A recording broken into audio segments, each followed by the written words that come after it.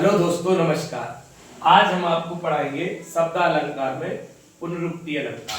तो आइए देखते हैं क्या होता है पुनरुक्ति अलंकार।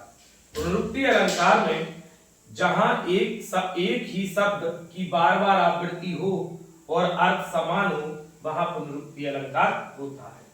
जहां पर शब्द की आवृत्ति बार बार होती है लेकिन उनके अर्थ समान होते हैं, जितनी बार आए उतनी बार ही वही अर्थ आए, तो वो आपका पुनरुक्ति अलंकार होता है।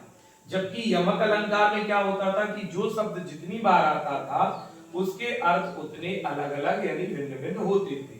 लेकिन पुनरुक्ति में ये होता है कि वो जो जितनी बार जो शब्द आता है उसका अर्थ एक ही होता है। ठीक, जैसे देखिए एग्जाम्पल, मधुमास में दास जू 20 बसे, मनमोहन आइए आइए आइए।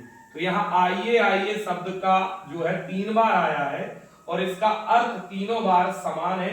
आइए माने आना आना आना। ठीक है, समझ गए ना।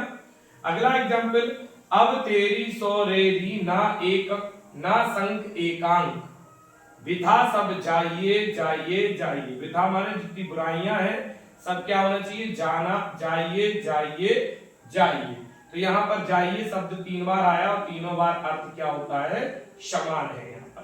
तो वहीं पे पुनरुक्ति अलंकार होता है। पुनरुक्ति का मतलब ये कि पुनः पुनः बार बार आना, लेकिन उनका अर्थ कभी बदलता नहीं है। एग्जाम्पल एक और है, जुगन जुगन समझावत हारा, कहा न मानत कोई रे।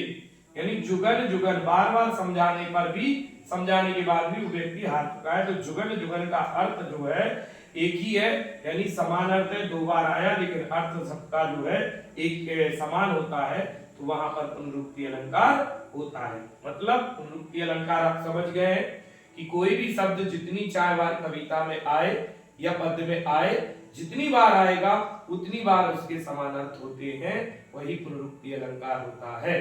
दोस्तों नमस्कार।